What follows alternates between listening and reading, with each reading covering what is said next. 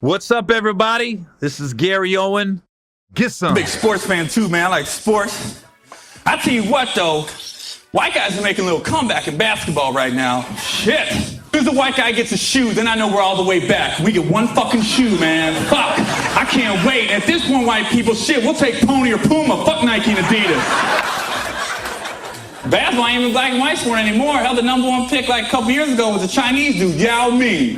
7'5" Chinese. 7'5" Chinese. Come on now. I've never seen a Chinese person over 5'6". I swear to God, that's a robot they sent over here. I have a whole country 5'6" and under, and some motherfucker pops out 7'5". That's a robot. Send him to America. That's so stupid. I bet you they will buy him. They will buy him. Look at half the money. That's so fucking stupid. I swear to God, like in 3 years, it's gonna be Yao Ming 2. Yao Ming 2! He's 7'8" and left-handed. Man, he's just like Yao Ming 1. We all look alike. Fucker, shut up. We all look alike. I mean, honest guy, could you see a serial killer in China? That'd be some scary shit right there. He looking like you. He looking like me. Be a fucking careful. Whole country fit description. You got people calling Crime Stoppers. I think I see him. What does he look like? Me! Police man, taxi driver, spit the image.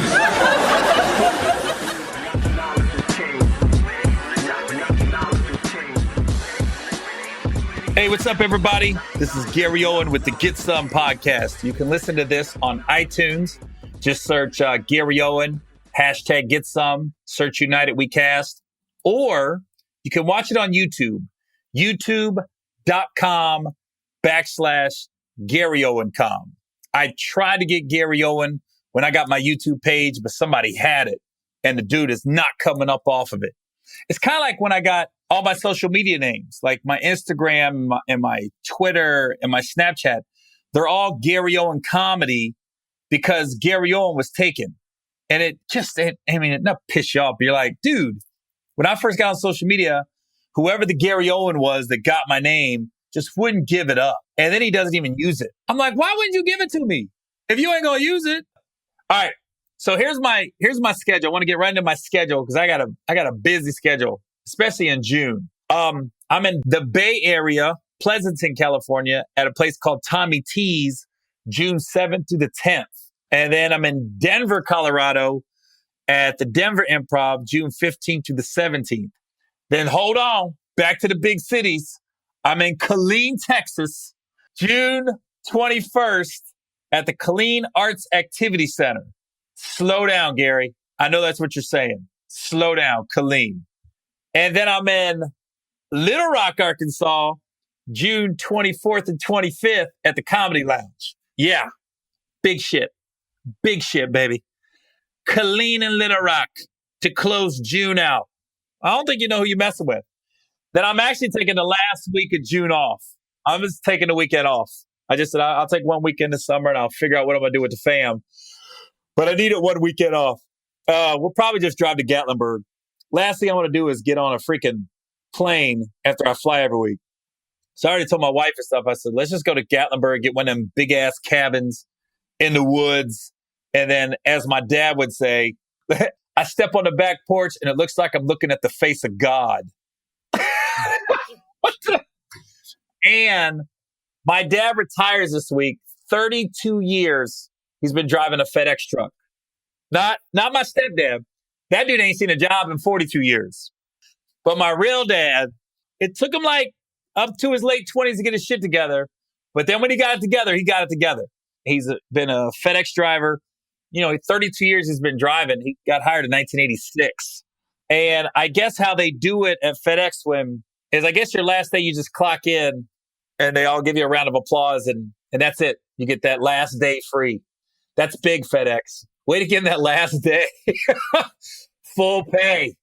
Slow down. But I guess the way my dad put it is, since this is his last week, I guess he goes to all his stops. He's got a lot of regular stops, and I'm sure they're all going to give him like retirement gifts and going away gifts because he's got a lot of businesses he's delivered to for 30 years, and they see him coming. So I mean that is a big deal in the realm of things. I'm actually what he's going to do now. I know he's going to smoke a lot of weed.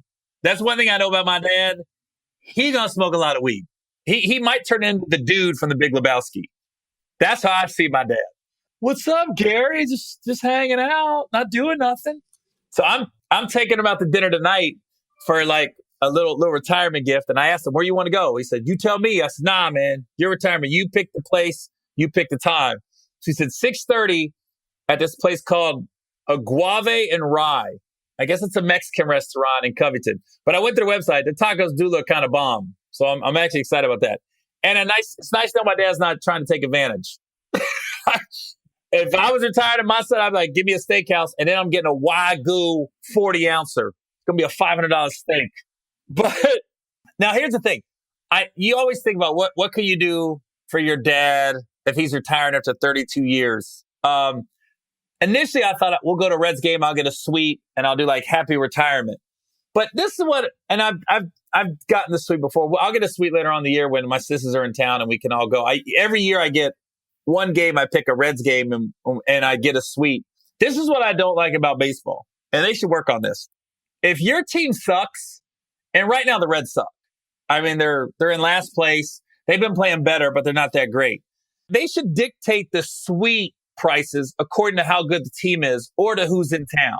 Because if the Reds are playing the Kansas City Royals and they both suck, that suite should not be the same price as the Reds playing the Yankees.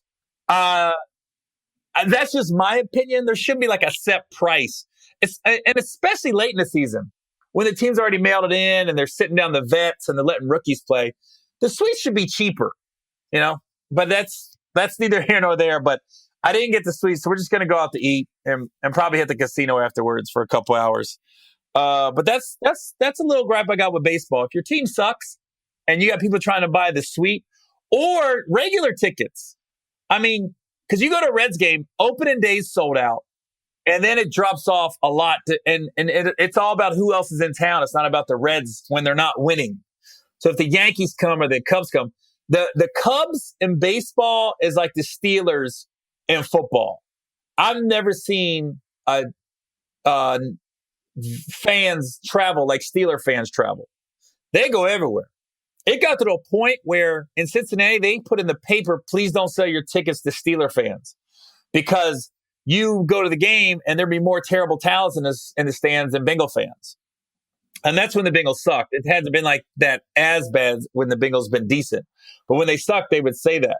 And it's like that way down here with the Cubs. When the Cubs come to Cincy, when the Reds suck, and no matter if the Cubs are good or not, there's just as many Cub fans in the stands as Reds fans. And I always wondered why.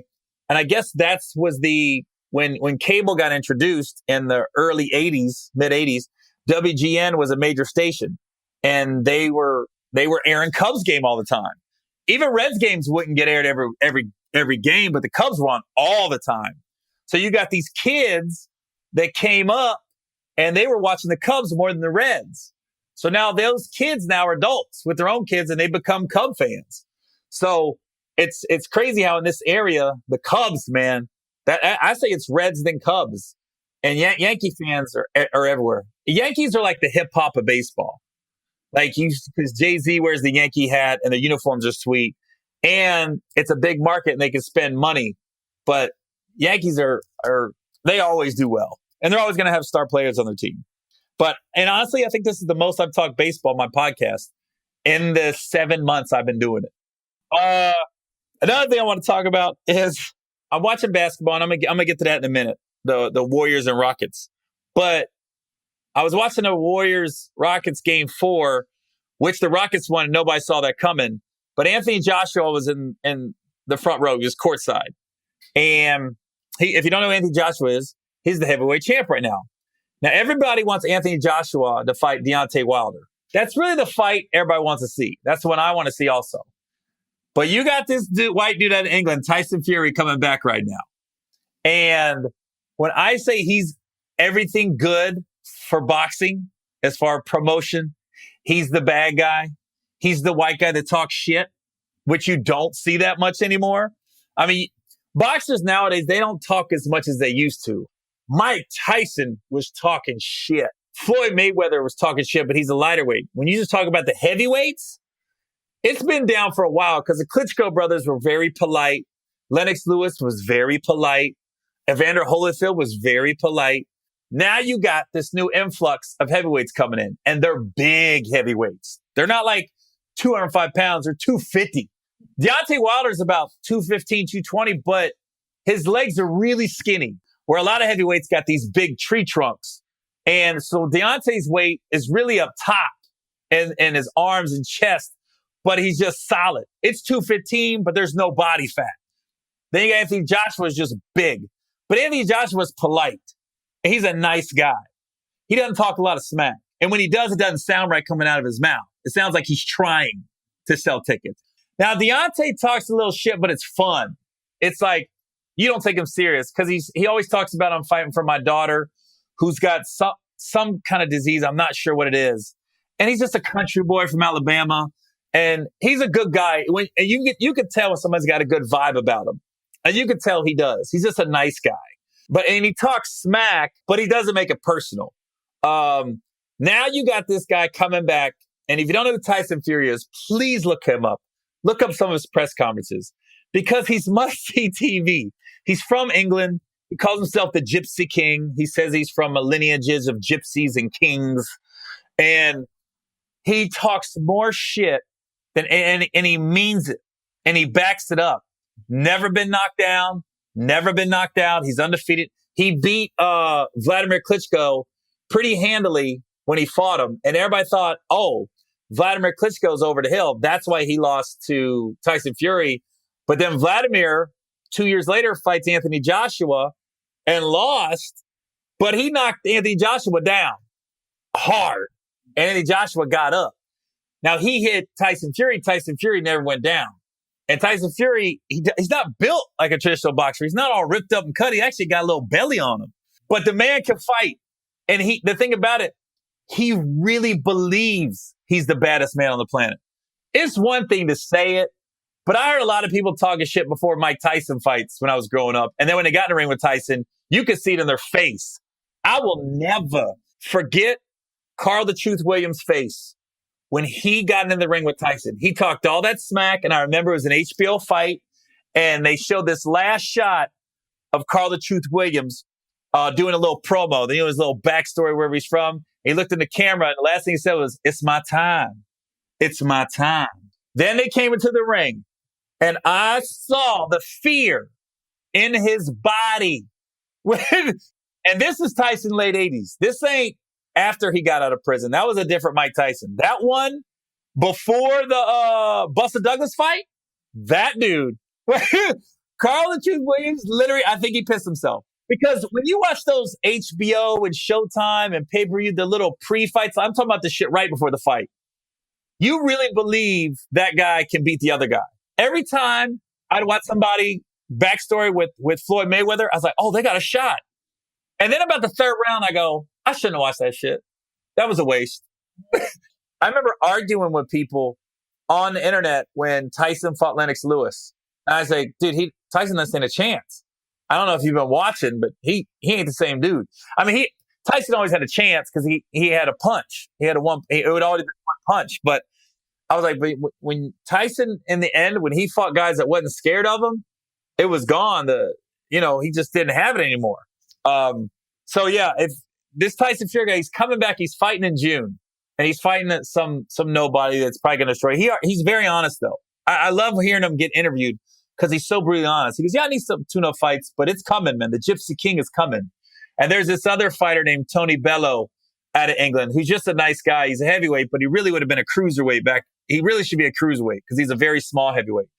But Tyson Fury goes, no, I don't want to fight Tony. I don't. He goes, because Tony's a good man. He's a father. He's a husband. And I want him to go home to his wife and kids. If he gets in the ring with me, I don't want that on my conscience. And he's dead serious. He goes, I don't want to hurt Tony. I don't want to hurt this wife, and I don't want his kids to grow up fatherless. He's talking about killing a dude, but he's dead serious. He's like, look at me. He goes, I'm 6'7", I'm 260. He goes, I have a granite chin. Tony can't hurt me. If he hits me, it's going to be like a gnat. He goes, Klitschko couldn't hurt me. There's no way Tony Bellew can hurt me. And he goes, and I connect one time with Tony. He's hurt, serious. He's going to be seriously hurt. So no, I do not want to fight Tony Bellew. Like, it's like, this is great. I can't stop watching his interviews. They're so entertaining and he's so engaging. Here's the thing about boxing. You got to be cocky, man. There's no way you can go in the ring scared. So I love hearing boxers talk, especially when they talk the sport of boxing, because they're going to say, yeah, I'm going to win, but you have to feel that way. You can't go into a fight scared. But I love hearing this Tyson Fury guy talk, man. It's a beautiful thing. Okay, since we're talking about Tyson Fury, look how smooth my segues are in my podcast. I don't think any other podcast has smooth segues. So you might say Tyson Fury is an evil genius. Speaking of evil genius, I'm watching this 4-part miniseries on Netflix right now, and I'm completely intrigued by it. I don't know if you guys remember the bank robbery in Erie, Pennsylvania in 2003, when this guy had a bomb tied around a bomb collar device attached to his neck. And the cops pulled him over after he robbed the bank, and he only had like $8,000 he got out of the bank. And they surround him, and he said he had a bomb, and they realized he does have a bomb. And they sat him down in the middle of the highway, and they surround him, and he kept saying, I need somebody to get this bomb off of me. This thing's ticking. And then the bomb went off, and the guy, he died. And it's just a story about this woman who was the mastermind behind it all. And, you know, automatically when you think bombing banks, bombing automatically you think Muslims or you think ISIS. And this was 2003, so I don't know if you really thought it then. But I'm only through the first 2 episodes. I'm watching the next 2 episodes tomorrow because I wait till I get on planes to watch Netflix shows because it makes the flights go faster. So I really want to come home and watch the last 2, but I'm going to save it because I'm flying into Wichita, Kansas, and that's probably going to be a boring flight. So I want the couple-hour flight there to be entertaining. But if you guys get a chance, watch Evil Genius, because when I come back next week, I'm going to be talking about all 4 episodes in depth because I can't wait to watch these next 2 episodes. But they basically let the cat out the bag. It's this lady who was the mastermind behind him dying, and she was like a Black Widow. Like she had a history of killing ex-boyfriends and ex-husbands, and it just all came to light when they was able to connect this bank robbery bomb collar device to her, and come to find out she's got all these deaths in her past. And I don't know where the story's going because I haven't watched the last 2 episodes, but the guy was a pizza delivery man, and he got the phone call to deliver a pizza to an abandoned radio tower. And that's where they're saying they got the bomb around his neck and the collar device. I'm anxious to see how they did it, how she did it to get this guy. But he also he lived in this small house behind this lady's house. He was renting basically a room, but it was a standalone building behind this lady's house. And they said when they went in there, it was a very, very meager living. He didn't have a lot, but he had like a notebook of all the hookers in the area with their phone numbers and names. So that tells you he was getting some, but you know where the pizza delivery tips were going. But he was 46 years old, single. I mean, just like, okay, lonely dude, Erie, Pennsylvania. All right. I don't think he's a sick guy. He's just lonely, man. And then what's crazy was they went into the lady's house that I don't know her name, but I'll know it next week when I come back, when I watch all 4 episodes. But she lived like a hoarder. They said, and they got pictures and videos on this documentary of how she was living. It's disgusting. It's disgusting. And there's so much shit. And it was hoarders before hoarder. She was like the first hoarder. Look for that show, guys, on Netflix. It's called Evil Genius. And I'm going to talk about it next week in depth about that. And then the bad news is this past week, we had another school shooting in Santa Fe, Texas. Kid comes in, and and I knew this was going to happen eventually. I knew it. The kid, he was socially awkward, which most of these school shooters are, and he got rejected by girls all the time. I guess that was the thing. So he probably never hadn't been laid yet. It's crazy when you get to a certain age and you haven't been laid. It's like, it's funny how that kind of puts everything in perspective. Not the first time you get laid, the second time. Because I don't care who anybody is. The first time you get laid, it's weird. And I can't speak for a female. I'm going from the male's perspective. Man, first time I had sex, The girl literally said, I guess she saw my face and started to move in a weird contorted manner. And she goes, you coming? I was like, uh-huh. She goes, already? I went, what the fuck, bitch? Yeah, I guess the school shooting, that was the kid was just awkward. Hadn't been laid. And if you look at his mugshot, he looks like an awkward kid. And probably rejected by girls. And, you know, and this is why I said you saw this coming. He said he looked at the other school shootings to see how he could do it most effectively. He looked and studied the other school shootings that we've had and over the, you know, the last 5-6 years. And that's the sad part. They air so much. And I watch it. I'm not going to be like, they shouldn't do that, because I watch it. And it's like a double-edged sword. You have to show the public the school shootings and how it happened so we can prevent it from happening. But you're also showing crazy people how it can be done. So there's really no right or wrong with that. It's like, listen, my wife's told me this numerous times. You cannot control crazy.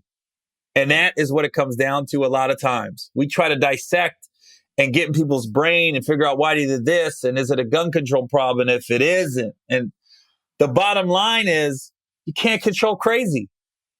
There's crazy people out there and they're going to do crazy shit. And hopefully we can take enough preventive measures and we stop more crazy shit than we know. Because I know there's shit going on that we don't hear about in the FBI and the CIA. And you hear about them stopping a guy at a stoplight. He was on his way to go bomb something or stop. And, you know, there's so much shit we don't know. But that's the thing. Crazy people are just crazy. And it's going to happen. But I always tell my kids, too, I go, and I've talked to schools about this, you know, I always say, don't assume that kid that's acting out in school or seems disengaged and quiet and standoffish. Don't always disregard that kid and think he's a bad kid or he's not interested. Or, I mean, a lot of times we don't know what's going on at home with these kids, man. And school is their outlet. And think about it. If you have a terrible home life, like I grew up, I hated coming home to the trailer park. I love going to school. I didn't necessarily like the school work, but I love going to school because that's where my friends were and kids were laughing at me. And a lot of times I had them laughing at me, not with me. I made myself the butt of my own jokes just because it was an outlet for me and I could get people's attention and it was good attention. But I think a lot of these kids, can you imagine when you go home and either you're being abused or not being noticed, and then you come to school and it's still going on? Like other kids are making fun of you. Other kids aren't noticing you. And all of a sudden you explode. And where's that anger and that frustration directed? It's either you see a high rate of teen suicide, or you see these school shootings, or you see those are the kids lashing out and getting in fist fights. And I always tell my kids, man, just be nice to everybody. Like my daughter's been asked out. First of all, I don't want her going out with anybody. But if you don't want to go out with the guy, if there's a guy showing you attention, still be polite to him. And I like to think I have polite kids because I've had other parents tell me like they're nice kids, and that's what you want. I mean, it'd be awesome to have a straight A student and a star athlete. Yeah, that'd be awesome. But you don't want a star athlete. He's an asshole or he's cocky and nobody wants to be his friend, or they don't want to be his friend because he's a good athlete, because that's a very short lifespan. You want to be a nice person. You want people to come around you, or when you walk in the room, you see their faces light up like, oh shit, he's here. That's a great feeling. I will say I've had that feeling most of my life. Like I walk into a room and I see people smile, or, oh shit, here he is. Like they're happy I'm in the room. That's a good feeling, man. Just to be like, oh, okay, I'm wanted. And it's funny, not funny. That's a terrible analogy. But when I saw a picture of that kid that did the school shooting in Santa Fe, and more facts are going to come out as time goes on. But, you know, initially it was, you know, probably hasn't been laid. And there's been girls that said he kept asking her out and she said no. And another girl said the same thing. And I remember, I was a virgin all through high school. And I never had the nerve to ask girls out. I was so afraid of rejection. And then I asked I asked one girl out one time to a homecoming dance or prom. And when I tell you I was sweating all day in school, back sweat, forehead sweat. And then I finally got her by her locker and I said, hey, you going to homecoming? And she was like, I haven't decided yet. And I said, you think you want to go with me? I'll never forget it. She literally finishes putting her books in her locker, takes the books out for the next class she's going to, shuts her locker and looks at me and goes, maybe. What the fuck is that? Is that a yes or no? She did it so polite though. She just went, maybe. But here's the thing. The motherfucker never got back to me. Like, she never said yes or no. She just left it at a maybe. And then also, I remember, this is a funny story. When I was in 7th grade, I had the biggest crush on this girl in 8th grade. And I saved up my lunch. Keep in mind, I'm on reduced lunch, right? I saved up my reduced lunch money for 2 weeks, which probably meant 70 cents a day. I think I got $1. Yeah, I remember. My mom would leave me $1 a day. So that's all I needed for lunch was $1. So I saved the $5 from that week. Then I saved the $5 for the next week. So I had $10 saved up.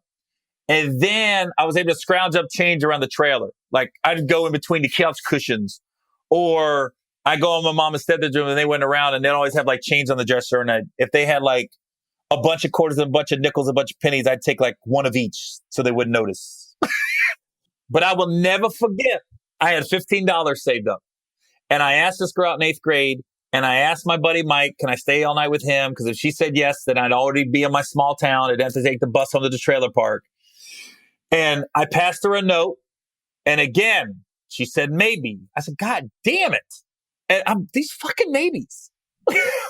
That was before the homecoming. That was high school. This was in 7th grade. Then here's the thing. No, I asked her out the 1 week and she said maybe. So that's when I started saving my money up for the 2 weeks because I gave her a date. Like, let's say I asked her out like February 1st. It was February 15th was the date we was going to go out. So I saved up my money because I knew I could go take her to a movie and I knew we could grab something to eat. Nothing crazy, but we could get Wendy's back then. You're talking 30 years ago for $15. So here comes Friday. I already got it worked out where I could stay all night with my buddy Mike because he lived by the movie theater and I could walk there after school. My mom said I could stay all night with Mike. Did she come get me Saturday, or Mike's mom would take me home Saturday? I had it all worked out if she said yes. She passes me a note Friday morning and said, well, I do have a busy weekend. Saturday, I have to go with my mom to this place. And Sunday, I have to do this with my sister. So Friday, I think I'm just going to rest. You motherfucker. You know how you like a girl so much, you didn't want to take the no? I just went, oh, that is a busy weekend. So it was a nice way to say no, but it was just like, oh my God. Went uptown with $15, got me a bacon double from Wendy's, 2 of them, and ate my sorrows away. Crushed that bacon double Wendy's. I think I washed it down with a chili and a Frosty in the wintertime. Thug life, baby. Just walking around, cold ass snow in Ohio with a Frosty. But so then she gets to high school. I still got a crush on her. I for some reason, I just like this girl. So this is 7th grade, so she's in 8th. So now I'm in 8th, she's in 9th. Now she's at the high school. And I'm still tracking her from afar, like, okay, I wonder if she's rested yet. I wonder if she's not tired anymore. So now it's the summer after my 8th grade year. Now I'm headed to 9th. So it's like a year and a half after I asked her out. Now keep in mind, I'm not obsessed with her, but I just thought she was the prettiest girl at our school, and she never was attached to a guy. Like, you know, the boyfriends and girlfriends come and go in junior high school. She was never attached to a dude. So then the summer going into my 9th grade year, which was the summer going into her 10th grade year, I was like, oh, I got a shot. She got pregnant. When I tell you, crushed. Because I was thinking, somebody hit it raw. And I kept thinking, what did he have that I didn't? I don't even think he went out with her. He just knocked her up. That hurt my soul a little bit. I thought now I'm going to get to high school and and in my brain, I was like, I'm going to mature. I'm going to become muscular. I'm going to get tall. Puberty's going to hit. Then she'll see what I'm offering. And she got pregnant. Like she went to like the vocational school. Never saw her again. That more than anything is my biggest fear of having a daughter is a high school pregnancy.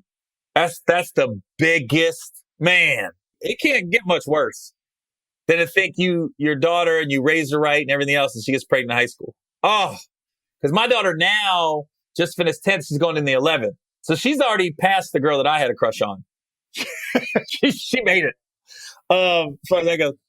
But my daughter is funny. Like sometimes I don't see her because she's a teenager and she doesn't give me much right now. Like as far as like information. Yeah, everything's good. It's fine. But this is the great thing about like Snapchat and these Instagram stories. Cause we track our kids. We got all their passwords. We got everything. So everything she does, I see on social media. Her Snapchat last week was so freaking funny. She went on a field trip to Detroit with her school. She goes to a Christian high school and they're staying at some church. And my daughter left a post and I reposted it on my Instagram because it was so freaking funny. And I asked my daughter, she made the post and I sent her, I texted her, I said, you mind if I repost that? I'll blur your Snapchat name out so nobody will know. I wouldn't post her name anyways. There's some weirdos out there. And her face isn't on it. But her Snapchat said she's asleep at this church with all these kids that went up to this church to volunteer in Detroit. She said, this girl is snoring so MF loud. At this point, I'm not even annoyed. I'm concerned for her health.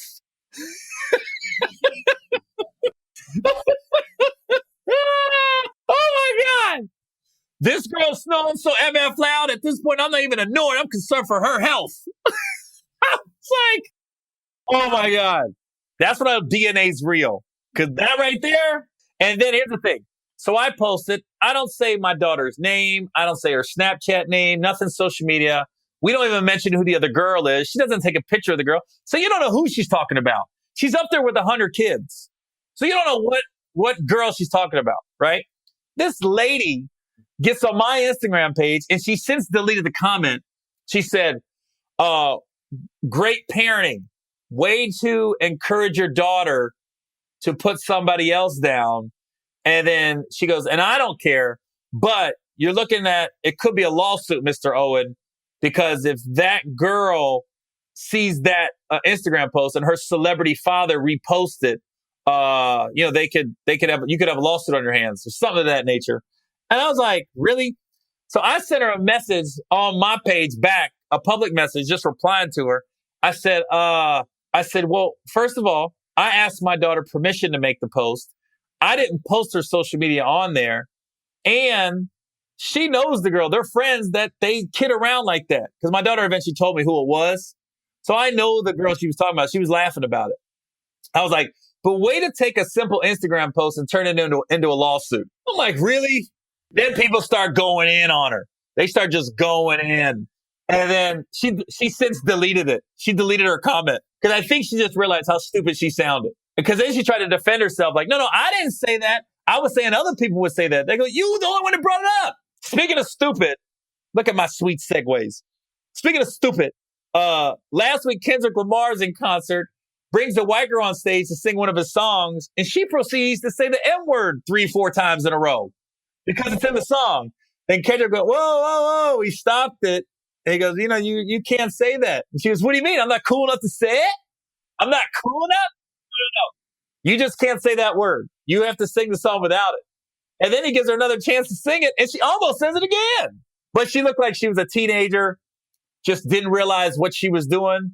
But it should have been a Snickers commercial. Because you could just tell she was like, when you got thousands of people like, what'd she just say? Again? And she said it. I think by the third time the crowd knew, she doesn't know any better. Because that's the thing. When you bring up something like the N-word and somebody says it and you don't agree with it, you know it's coming. If somebody's naive and they just don't know any better, or somebody said it so much and nobody's checked them on it that they feel like it's okay. And then when it's coming from an evil place and they really mean the true meaning of the word. And I think Kendrick even knew that. He goes, she just don't know any better. because he didn't get mad and go off. And it looked like most of the crowd was white from what I saw on YouTube.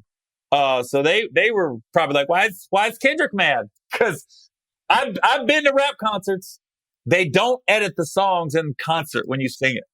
Them white kids be singing them lyrics, N-word and all. I've never done. I always look around when I'm amazed when I go to rap concerts. I look around like, oh my God. Whoa, that went left. As I'm recording this podcast, what's going on right now in the NBA playoffs is it's 2-2. Golden State and Houston's 2, Cleveland and Boston's 2. I think we get caught up in the game before, thinking that's how the next game's going to be, which we find out real quick that's not. But I'll give Houston a lot of credit, man. Them boys, I thought they went down 12-0 in game 4 and come all the way back, and it was with defense. I've never seen Golden State D'd up like that. That's the best thing I've ever seen against Golden State. And what I was watching Colin Cowherd, and he said the thing about this Golden State and Houston all year, nobody's won back-to-back games. Nobody's beaten the other team 2 times in a row all year, regular season or playoffs.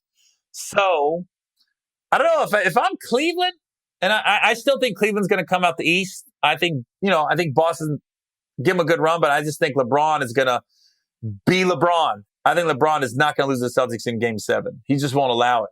But I think some other people think this way too.